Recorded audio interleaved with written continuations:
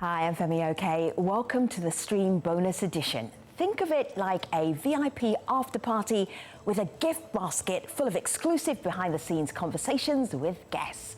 I like to spoil you. It's the weekend. Coming up, courage from a National Geographic explorer who flies a paraglider to document the impact of mass food production from the air. And courage also from a film crew reporting on the devastating impact of drug cartels in Mexico. First, the case for slavery reparations. What is owed to the ancestors of enslaved Africans from former colonizers? The stream brought together activists from the Caribbean, the US, and the UK who are campaigning for reparations.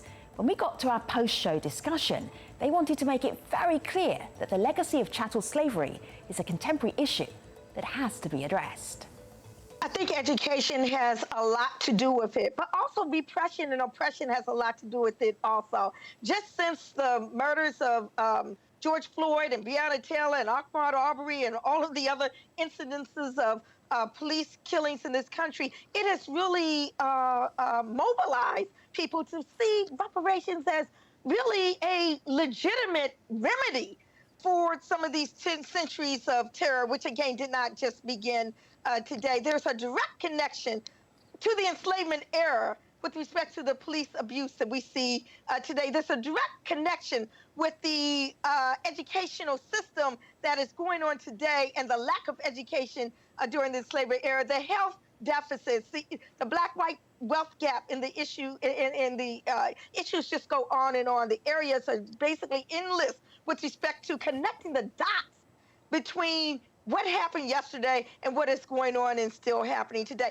Slavery, far from being an artifact of past history, slavery and its remnants have a very, very tangible place right here now in the American economy. We had enslaved labor that built ports and rail lines and all of these entities that are still remaining profit generating, but there has been no compensation for those who built all of those with unpaid labor. And again, the connections are endless. Farine, can you give us some insight into the behind the scenes negotiations with former colonizers who, to me, seem like they have all the cards? They have the power, they have the money, they want to move on, they don't want to look back. How do you negotiate? Well, first of all, the CARICOM Reparation Commission has written to 6 European countries: Spain, Britain, the Netherlands, Denmark, Portugal, France. None of them wrote back with a positive response. We also bring up the issue at the United Nations. States are reminded each time they come before the CERD of their responsibilities. So we are working on all fronts to try to get states to own up. And I think we are seeing a little bit of movement in some of them. And I believe that is not hopeless. But we must not dishonor those who are making amends. For example, the institutions, the universities, and individuals. There are several individuals in the United Kingdom who have decided that I have looked into my past. It's not a great one. It is mixed up in slavery. They are right now engaged in community reparation in Jamaica. So when people say it will never happen, we have to look at the different forms of reparation and look at what is going on at the grassroots level, individual families in the UK, banks and institutions. But I agree. The state must own up to its wrong and pay reparation. We have a strategy in the Caribbean. You heard about it already. Apology, repatriation, not just of people who are stolen from their homelands, but we want back our documents. We want stolen treasures. Remember, this is personal to me. I have traced my ancestors to the Tikar people in Cameroon. How did they get over to Jamaica? There was no cruise, no tourism. Yes, Therefore, this is there's no personal way. to me. Yeah, It there is was personal to me. it wasn't a wasn't a voluntarily movement talking from about one part of the world to implementing another the part of the world. decade. Esther, Yes. let me just bring in Esther here, just for a final thought here, Esther. What I'm hearing is a reparations movement, one in the US, one in the Caribbean, you're in the UK. Do we have a global reparations movement yet? In my view, no. I would say we have an international movement. And why I'm saying we don't have a global movement as yet is because we don't have that global coordination. So even though I'm based in the UK, one thing I should tell you about the movement in the UK, it's not a Black British movement.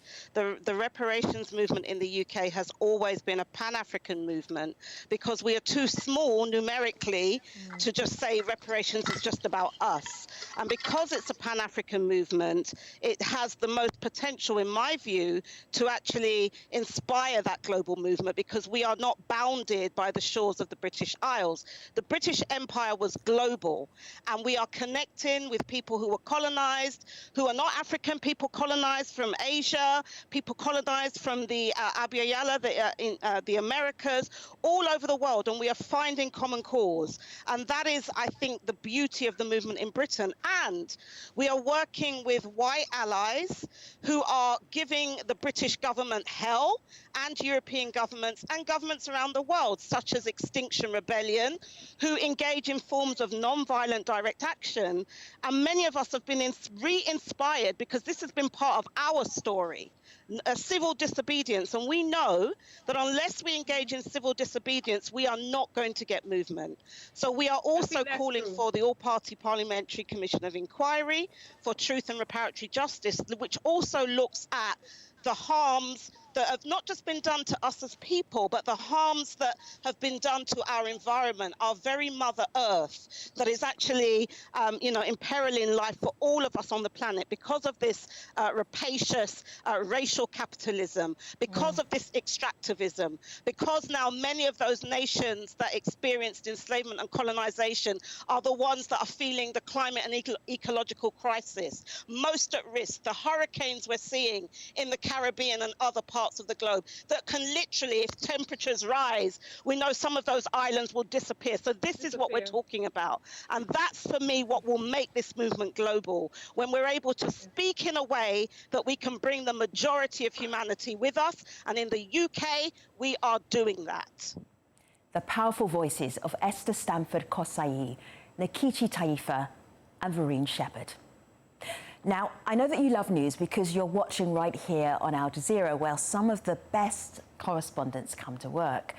One of our favourite type of shows on the stream is when we ask journalists to take us behind the scenes of their reporting. Al Jazeera correspondent John Holman spent a month travelling some of the most dangerous parts of Mexico, where a drug cartel war is taking place between criminal groups, vigilantes and government forces. And this is all going on while a terrified civilian population is caught in the middle. John's film, Living in Mexico's Kill Zone, can be seen on YouTube, where there's a comment from Rochelle Rodriguez that jumped out at me.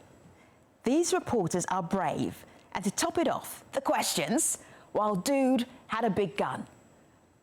Rochelle, I'm so with you. I was also struck by how John was asking probing questions in scary situations and not getting in trouble. Here's what he told me about his interviewing style. It's all about something that I've tried to learn over time, is that you can ask the hardest question, but if your voice is soft and your body language isn't aggressive, then it won't automatically offend. The words in some ways are not the least important thing, but you can get away with a lot with a soft tone of voice.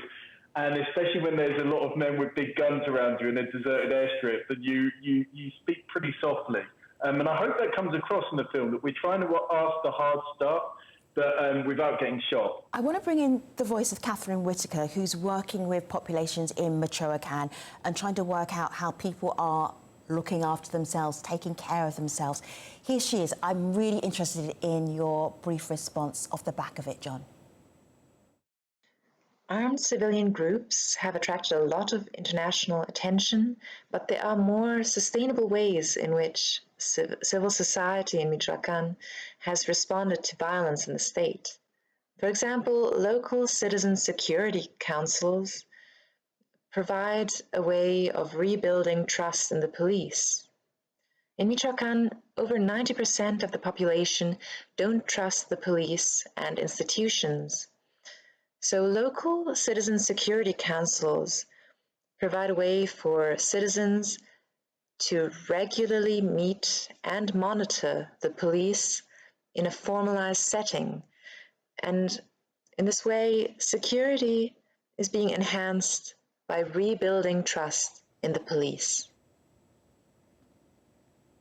I think that one's a yes and no, because we actually went out with a self-defense group. And I think part of that is what Catherine's talking about. Towns that have got together, formed the council and set out their own self-defense groups.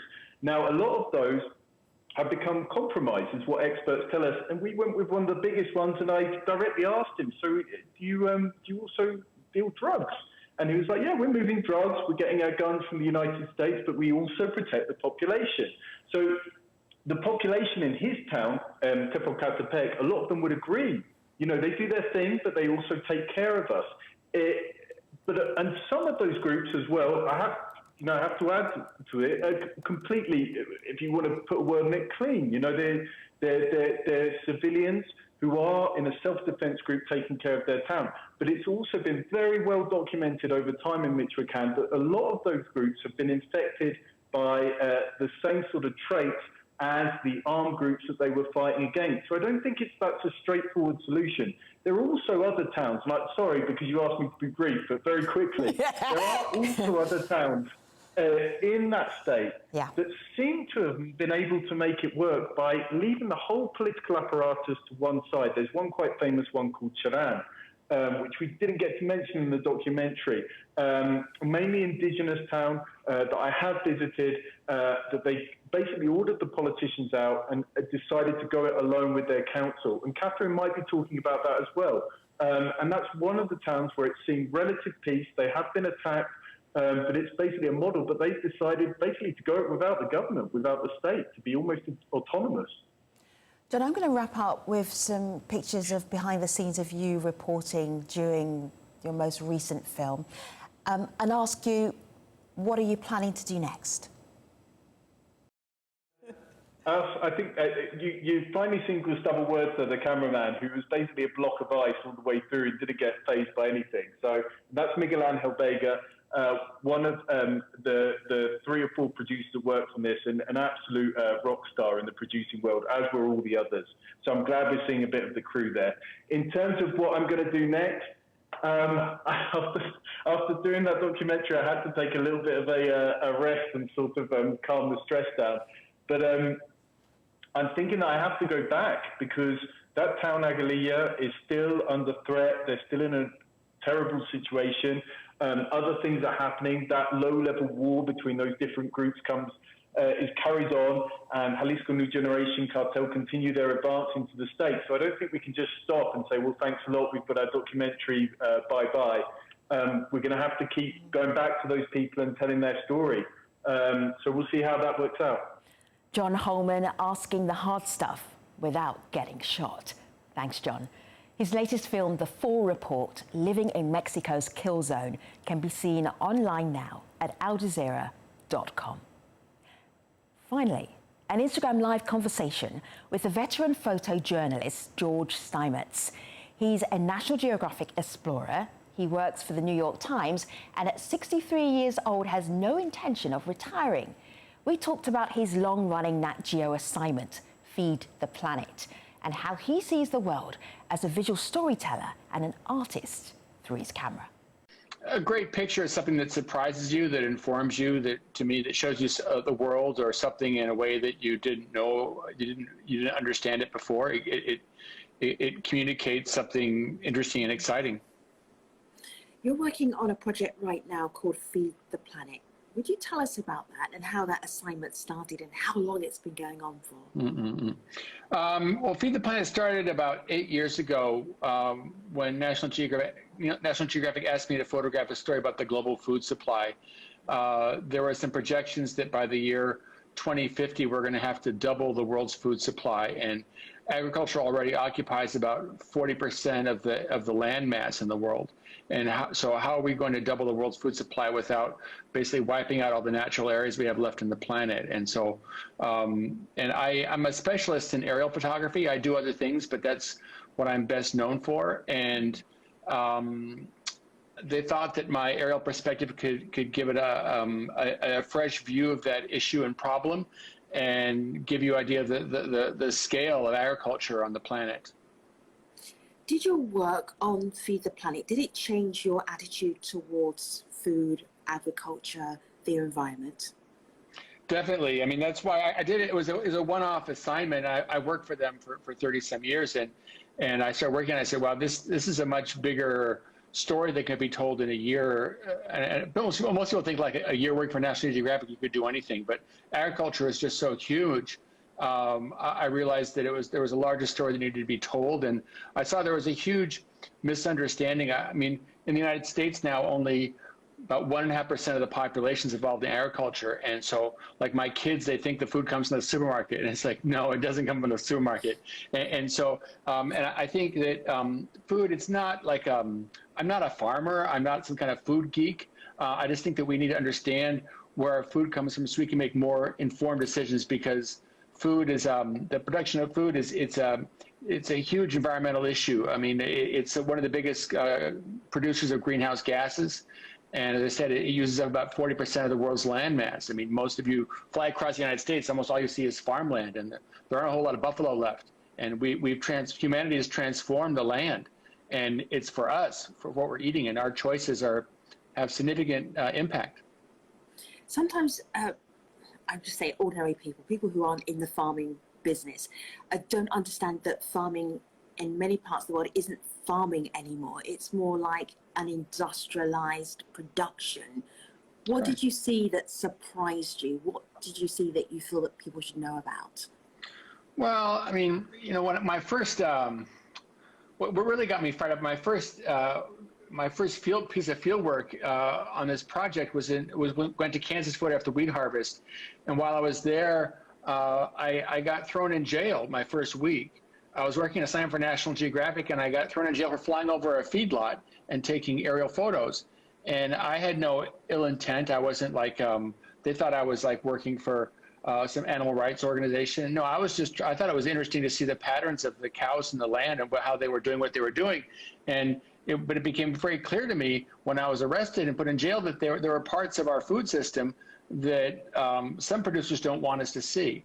And as a journalist, you know, somebody asks you a question, and you ask somebody a question and they get all clammed up. It's like, well, there's your story. I mean, you're onto something, you know? And so I realized, well, this needs a little more investigation. What are these people trying to hide? I was just a curious guy, and they were throwing me in jail for trying to show what they were doing, and not with any malicious intent. And so I just think there needs to be more transparency, so that when we buy something, we know how it was made and what the environmental consequences of that are. I'm thinking about your aerial photography, which you're well known for. You take other photographs as well, and there's a real trend right now for drone photography. So when I first came across your work, I just thought, oh, George, he's a drone expert. But you're not using drones, are you? I do use drones. Actually, I'm kind of a propeller head these days, but I didn't start out that way. I started out working with helicopters and planes, and then I wanted to do, about 20 years ago, I got very interested in photographing deserts, and I wanted to do a story on the Sahara, and there were no planes to hire out there, so I had to bring my own. And I learned how to fly a motorized paraglider. And hold on, let me show you. I've got a model of one here. This is a model that a kid made for me in Niger. But what I fly, it's a motorized paraglider. So you have like a motor in your back. It's like a big leaf blower, and you run to take off and land. And the wing, this thing is made of baling wire, but generally you fold the wing up. It clumps up into like a duffel bag, and the motor fits in a duffel bag too. So it's you fit it on the back seat of a car, and then it takes a little assembly. But anyway, I was flying these, and you can see there's no cockpit, there are no wheels, and so you have this incredible, 180 view of the world.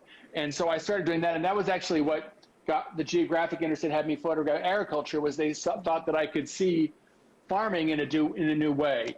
And that's actually what actually got me thrown in jail. I was flying with one of those over the feedlot, and they didn't shoot me down, but they had me arrested when I landed. I'm going to turn my camera around so we can look at some of your stunning pictures. You can tell us how you got them. Let me just turn the camera around. I'm in the studio right now, so I'm just going to do this. This is low tech, George. It's okay. But I think I can just do it. Let me just do this so I get as much picture as possible. All right, where's this? That's in Scott City, Kansas, and that was actually my first week of working on this project. And I was about a few days after I got released from the Garden City jail, and that was taken with the paraglider. That was actually pretty hairy flying. I don't know if most people, when they look at it, say, "Oh, that's a pretty photo." I look at it and I say, "Wow, that's a lot of wind." And to take that, I was heading downwind, and I had my hands off the controls because I take pictures with two hands, and so that was kind of that was heavy flying. But I got the picture. But if if the motor failed, I would have landed in that wind stubble, and I would have been okay. It just would have been a bit of would have been a little ugly. What are you wearing when you're flying? I always wear knee pads. That's why I'm still, good walking condition. And I have a helmet and a little radio. I have a radio helmet, and I have a little flight suit to kind of, to keep me warm and everything together, so nothing falls out of my pockets. And this next picture was taken in China. This is in Yunnan, China. It's in the world's largest rice paddies, at least the world's largest vertical rice paddies. The rice paddies there are about 3,000 feet of vertical terraces. When you go up to people, how do you approach them? Do you ask them if you can take their pictures? Do you have an interpreter with you? How do you manage that part, the sociable bit? Yeah, it's I mean, for example, like here in the rice paddies, for a lot of the pictures, I was up in a ridge. I didn't know where they were going to be farming each day because it was planting season, and you didn't know where they were going to go. They came from all these different villages, and so what I would do is I would go up on the ridge and I would get my binoculars out and say, "Oh, they're about 1,000 feet down and 2 miles over." But so I would send my drones out almost like a hawk, and I would go out. And with the drones, they're really good. They could come in about 6 feet away. This is taken from the ground, but you could fly almost this close to people with the drones. And it's just kind of weird for them because these people are peasant farmers, and here's this drone comes in, and someone never seen a drone before, and this was taken with the drone, and so. You could get close, but it's a little bit, how shall I say, it's not very social. And after spending a few days doing that and looking all over, I decided to go to the village and walk down with the ladies at sunrise and be with them when they were farming, because I wanted to photograph the mud and the sweat and be with them in the field. So it's a mixture. I like telling stories from the air, see the scope of things, but when you get up close, you can see the humanity, you can see what it feels like. This is a really good question. Sometimes, and I'm guessing that it's coming from a photographer, sometimes the most perfect shot is during the most uncomfortable moments, either for you or for the subject. How do you push past that feeling to capture the moment? Well, that's a difficult decision, and sometimes you have to. It's a gut feeling whether you feel like. How much of an impact you're going to have on the situation is the importance of the picture, not necessarily for your own personal, not really for your own personal gain, but to communicate a bigger issue. Is that worth some discomfort? I mean, is it?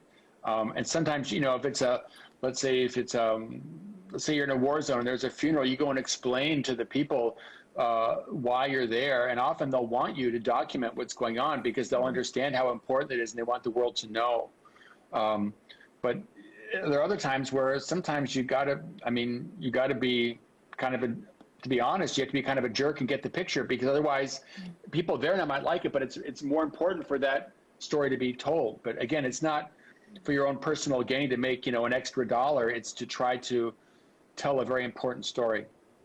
You can watch the full conversation with George Steimats on the ajstream IGTV page on Instagram. And that's our show for today. I'll leave you with some of George's photos from the Feed the Planet series for National Geographic. Thanks for watching. See you next time.